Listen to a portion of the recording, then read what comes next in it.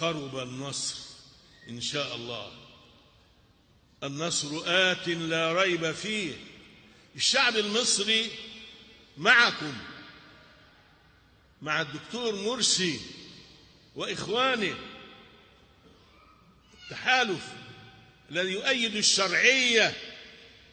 الشرعية أن تبقى الأمور كما اتفق عليها أهل 25 يناير 2011.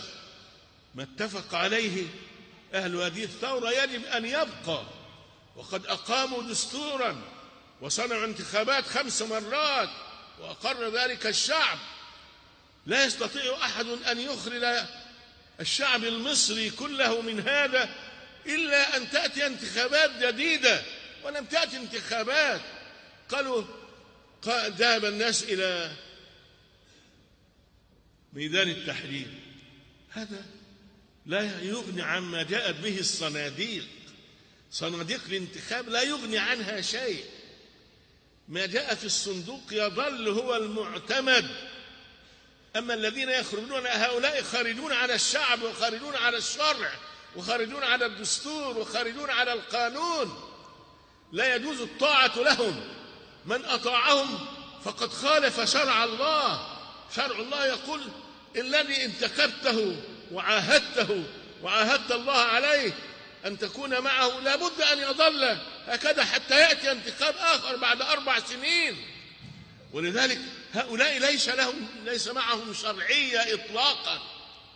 كل من يؤيد هؤلاء هو خارج عن الشرع، خارج عن الدستور. الآن بيحاولوا يعملوا دستور، يعني لا يتسع الوقت لأحدثكم عن ما يجري في هذا الدستور. كل المواد العظيمة التي أدخلها الدستور يريدون أن يحذفوها من الدستور. حتى الأشياء اللي تبنى على الأخلاق والإيمان والدين والوطنية يريد أن يحذف هؤلاء. هذا الشعب المصري لابد أن يحافظ على دستوره ويحافظ على رئيسه ويحافظ على نظامه الدستوري الديمقراطي. هذا قاتلنا من أجله.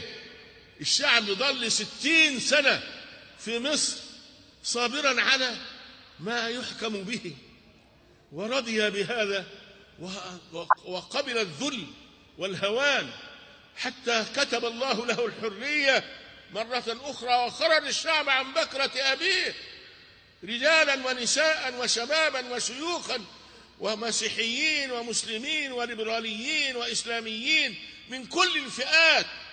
خرج الشعب كله يريد الحرية. بعد أن أخذنا الحرية بأيدينا وأصبحنا نعيش لها، كان الناس في عهد مرسي يتكلمون كما يشاءون ويكتبون كما يشاءون ويخرجون كما يشاءون. من الذي هيأ لهم أن يذهبوا إلى ميدان التحرير؟ محمد مرسي. والذي هيأ هذه الحرية كان يمكن يعمل على الناس كما فعل هؤلاء قانون الطوارئ ومنع التجول وهذه الأشياء ويمنع الناس، ولكن ترك الحرية للناس. هذه الحياة لابد أن تعود إلى مصر، لابد أن تعود إلى مصر. وسيظل الشعب المصري متمسكا بها، سيظل الشعب المصري متمسكا بها ولا يزال، رغم ما يفعل الفاعلون، منع التجول وملء الشوارع بالدبابات والمدرعات وقتل الناس. قتلوا بالآلاف وسجنوا بالآلاف وامتحنوا الناس امتحانات مريبة في حياتهم وفي أجسامهم وفي أنفسهم. حتى البنات ما رأينا أناسا يعتقلون البنات. أنا اعتقلت في أيام الملك فاروق لم تكن هناك امرأة واحدة، واعتقلت في أيام عبد الناصر في سنة 1954 الاعتقال الأول واعتقلت في الاعتقال الثاني في أكتوبر 54 لم تكن هناك امرأة واحدة. في سنة 65 اعتقلوا أعدادا قليلة من النساء، منهم الأخت زينب الغزالي التي عذبت ما عذبت رحمها الله وتقبلها في الصالحين. أما هؤلاء يأخذون النساء بالعشرات وبالمئات، هؤلاء الظلم المستكبرون في الأرض. لا يمكن للشعب المصري أن يسكت على ذلك أبدا. الشعب المصري رفض هذا، وكل الشعوب العربية الحرة ترفض هذا، وكل الشعوب الإسلامية في العالم ترفض هذا، وكل الأحرار في العالم يرفضون هذا. كل الناس، كل ذي ضمير حي، كل ذي عقل حر، كل ذي إرادة، كلهم يرفضون أن يساق الشعب كأنه أبقار أو غنم يساق إلى زريبته. لا والله، هذا الشعب المصري شعب حر أبي يرفض أن يساق إلى الذل والهوان.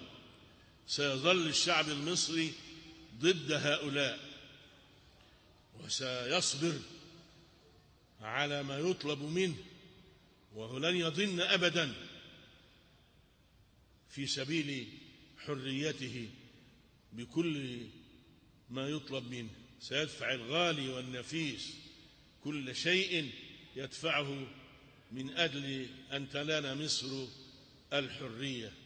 فثقوا أيها الإخوة أن الله تعالى معكم ولن يتركم أعمالكم، أن الله سبحانه وتعالى سينصر المؤمنين على الكافرين، سينصر الإسلاميين على الليبراليين وعلى غيرهم من اللادينيين، سينصر أهل الحق على أهل الباطل، وسينصر أهل العدل على أهل الظلمة، وما ربك بغافل عما يعملون.